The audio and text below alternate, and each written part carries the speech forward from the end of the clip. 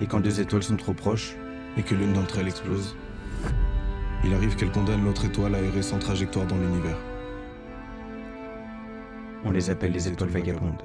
Ces types d'étoiles voyagent toutes seules, sans autre étoile à leur côté, seules, à voyager dans cette immensité obscure de l'univers. La force qui maintenait les étoiles en orbite l'une de l'autre, c'était la gravité. Une interaction invisible, mais pourtant là, faisant danser les deux astres l'un autour de l'autre. On dit que dans ce système, les deux étoiles vivaient en couple. Elles se tournaient autour et vivaient en parfaite harmonie, chacune dépendante de l'autre, jusqu'à ce moment où l'une des deux étoiles est arrivée au terme de sa maturité et a explosé. Ça a donc eu pour conséquence de perturber l'équilibre du système. Et l'autre étoile s'est retrouvée projetée, éjectée violemment dans le milieu interstellaire. Elle survivra, mais elle devra poursuivre son voyage seule, probablement jusqu'à sa mort. L'étoile qui vient d'exploser se transformera possiblement en trou noir. Elle sera victime de son interaction gravitationnelle et se retrouvera emprisonnée d'elle-même. Elle se condensera sur elle-même sans pouvoir rien faire, jusqu'à s'obscurcir et devenir un trou noir. On ne parlera plus d'un astre, mais seulement d'une région de l'espace-temps où rien et tout existe à la fois. On ne sait pas de ce qu'il adviendra de la matière dont elle regorgeait, des atomes qui entraient en collision à son cœur, et tout le plasma dont elle était recouverte. Tout ça